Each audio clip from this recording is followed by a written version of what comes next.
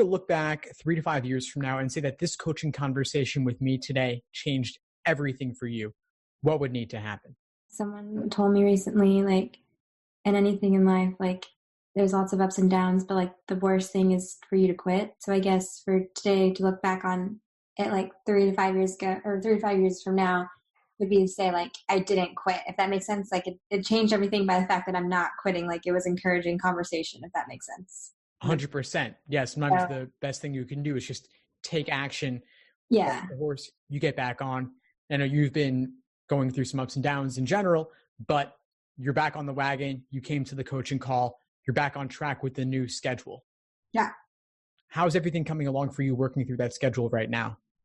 It's been great. So since we've talked with the mastermind thing, like I got some whiteboards, and just the fact of like putting it out in front of my face all the time has like really helped me accomplish more than I have ever in the past, if that makes sense. Like not that I didn't learn anything from before, but I think just having, I guess, the whole goals and like seeing everything in front of my face all the time now.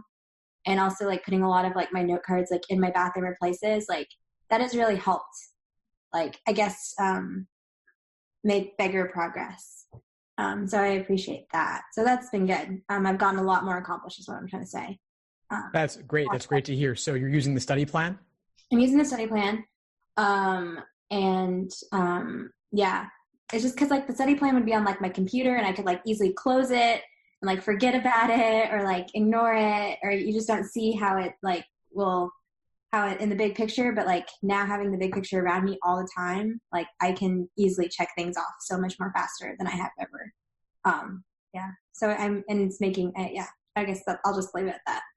Well, that's fantastic. So you're using the whiteboard, you're using the study plan, you're using the courses. Mm-hmm. Where are you at right now? What are you working on? So I am using the study plan, but I'm kind of like at a weird spot. Like I'm kind of going back since our last class for Mastermind and going back over some stuff right now. I kind of did a week, but it was really hazy and I didn't do it very well. So I'm doing that week again because it's a lot of foundational stuff, which is necessary, sufficient, and weaken and strengthen, that kind of thing. I kind of just like went over it really fast, but those are like so important. So I'm kind of in this big day of like trying to going over that stuff. I've been using your courses, trying to figure some pieces back in. So I'm kind of like on this weird day, if that makes sense, kind of a long progress day, kind of going back, and trying to get those a little stronger. I'm trying to connect some things. Cause like you said, like you can do lots and lots of problems, but like if it's not clicking somewhere, that's what I'm trying to go back and find the spots that are not clicking right now with reading. So if that makes sense. Sure. And I know one of the questions you had for me was about sufficient assumptions in predicting the answers, about logical reasoning. Do you want to talk about that a little bit? Yeah, I guess I know this is like a really big complaint for lots of people. It's just kind of the whole inference thing. Like, I guess that just comes with practice or something. I don't know. I just feel like when I am looking at these questions, I can see how logic games and logic reasoning like connect. I see that now. Because like a lot of the concepts, a lot of how you think, is the exact same way. It's just in words now, and it's not, that clicked. But like, I guess what I struggled with games is what I'm struggling with logic reasoning now is that inference of like taking the time and just like thinking, because it'll be like, I'll make my diagrams and then I just, for some reason, can't make those gaps. I don't know. It just kind of crashes through. And then like, obviously when I look back at your answers, I'm like, oh, that makes sense how that was the gap. But like, for me, it's just like that gap is not, I don't know, sticking, if that makes sense. Like I'm not being able to find it first. And I know that you should be able to, in your brain, read it first so you don't get lost in all the answers. But I'm just, I guess for me, like that's been the hard part, is the whole inference thing has been really like, at least insufficient, not necessarily necessary. I've gotten pretty good on that, but like sufficient, I'm just like crashing because it's new information question. Does that make sense? Yeah, it does. And sufficient assumption questions, they are one of those formal logic types that do relate back to logic games, where it actually is worth diagramming them. Yeah. To see those patterns. And so, like, if you have lots of So when I see like my necessary assumptions and then I find my sufficient, and there are lots of different sufficient assumptions, is that where like what I'm missing there is that I'm not seeing like, do I just pick one of them? Because I guess that doesn't make sense. So if there's 3 sentences and 1 and 2 have different sufficient assumptions, and then obviously the conclusion has its necessary, am I supposed to just pick 1 of 2 and go with it? Does that make sense? That didn't make sense at all. I'm just trying to figure this out in my brain of like, yeah, sure. Which sufficient am I supposed to link to the conclusion, if that makes sense? Well, here's how they really work. So you've got in the stimulus, you have evidence and conclusion, but the evidence is not fully justifying the conclusion. So you need new information in the form of the sufficient assumption that when combined with the evidence will guarantee the conclusion 100%. That's what you're looking for. So it's like if you had 1 plus X equals 3, what is X? Mm-hmm. X is that new information when combined with 1 would equal 3, which is of course 2. So in the stimulus, you don't have any sufficient assumptions there already. What you have there are different pieces of evidence. Mm-hmm. And in a lot of sufficient assumption questions, you actually have multiple conditional statements, which is what makes it more complicated at first. Yeah, I guess I understand. That's where I struggle is with lots of conditional statements, and I'm like, oh, dang it. But so it's like, I guess it is improving, but I just know that for me, that is where I'm falling. It's kind of just like, I guess with necessary assumption, it's like, oh, great. Like I don't have to think of new things. It's like the risk taker in me is like, I don't want to take that risk. I just want to do all the questions that I can figure out, all of like the local questions. And then like the global, I'm just like, oh shoot, I have to like push myself out there. You know what I mean? If that makes sense. So that's just something I guess that takes time to push yourself forward. And I don't know. Well, here's my recommendation for you, Jocelyn. As you're getting back on the wagon, as you're attacking this exam, I have videos inside the course on sufficient assumptions, and I have a big list of sufficient assumptions broken down by their exact formula, the underlying formula that will help you crack them open. Mm-hmm. So what I want you to do is take the next couple of days, just work through a couple of dozen of them using the formulas. Mm-hmm. Practice diagramming them so you can see the underlying logic. Mm-hmm. And that'll give you the momentum to see, I can do this question type. I do know how to diagram it, and it'll keep you pushing forward. Yeah.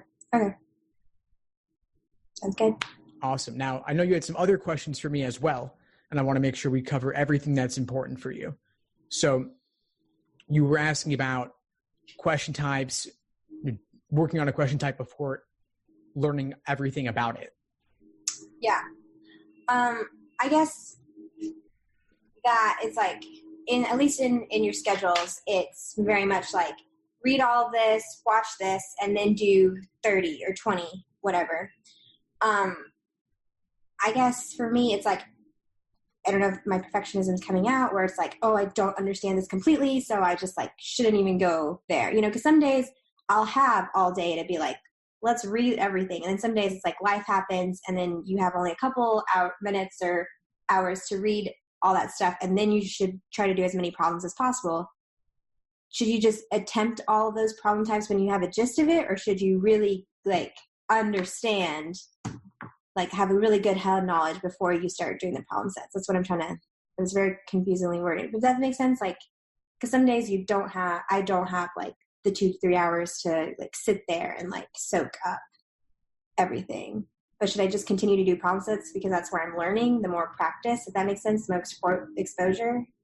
Practice is good, but theory comes before practice. Yeah. So maybe some days, instead of doing 30 problems of that type, what if you were to do a bit more reading on the theory and then do only 15 problems that day or 10 problems that day and then do a bit more tomorrow? Okay. I guess that's what I was just asking. Like, if you just recommend just like hitting it, just getting the gist and going for it, or actually like getting that theory really soaked in and then going, because it is kind of, because it's just frustrating sometimes of like how much you can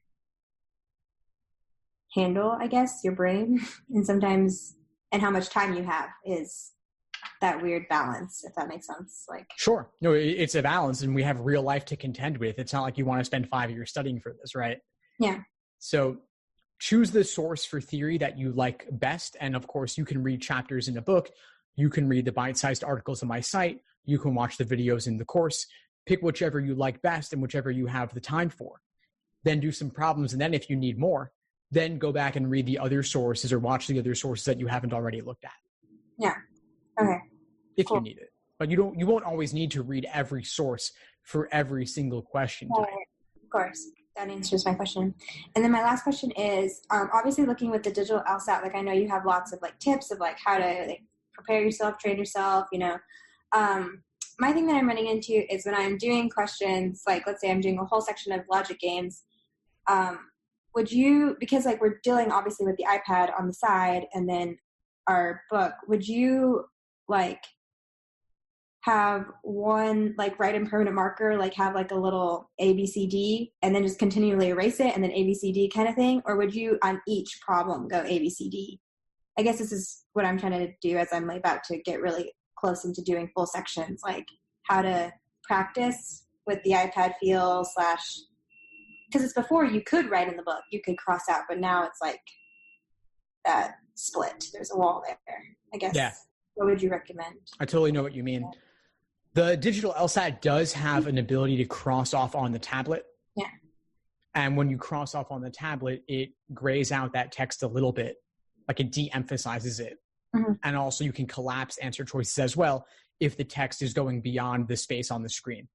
Mm-hmm. I would suggest using that if it works for you, because otherwise you run the risk of doing a lot of erasing. Let's say I could imagine that you wrote A, B, C, D, E in pen and then erase it in pencil, erase your markings in pencil after you make them, or you're writing A, B, C, D, E 100 times for the 100 approximate questions on the exam itself. Yeah. So you're saying do the second in pen, continue. Well, that was how I interpreted your question, right? Yeah. Like you could do it that way, but I don't love the idea of you spending lots of time erasing for every single question. I also wouldn't want you to write out A, B, C, D, E 100 times for all the questions on the exam. Yeah. So if you can get used to it, I would suggest crossing off on the tablet itself. If like for the actual like handbook tests, like these, would you just continue to still cross off in these? I guess like pretending like if it was the tablet, just not working on it. I think it's fine to cross off on the book for now. On the book for now. So on the book for now, I wouldn't draw any diagrams in the book or do any markings on the questions themselves because you can't do that on the digital LSAT. But since you can eliminate choices on the tablet itself, I'm okay with you crossing off on your books for now. Okay, good. Because like that's just something that I've been running into. I've been either erasing a lot and like kind of getting confused, or like then writing ABCDE like 100 times when I'm doing these sections, and I'm like, oh, there's got to be a more efficient way to do this and practice like if I did have a digital kind of thing. So yeah, just do it in the book or do it on a bubble sheet. Ideally, I'd say the book is better if you can, but I don't want you to spend all day erasing everything. Okay. And then also practice on the digital LSAT familiarization tool as well, so you can see exactly what crossing off on there is like. Yeah. Cool. That's kind of just something that I figured you had a better way than my non-effective way. So. Just try out different things and see what works for you. It's a process. That's it. So. Well, Jocelyn, this has been awesome. What would you say is the biggest insight you got from our call today?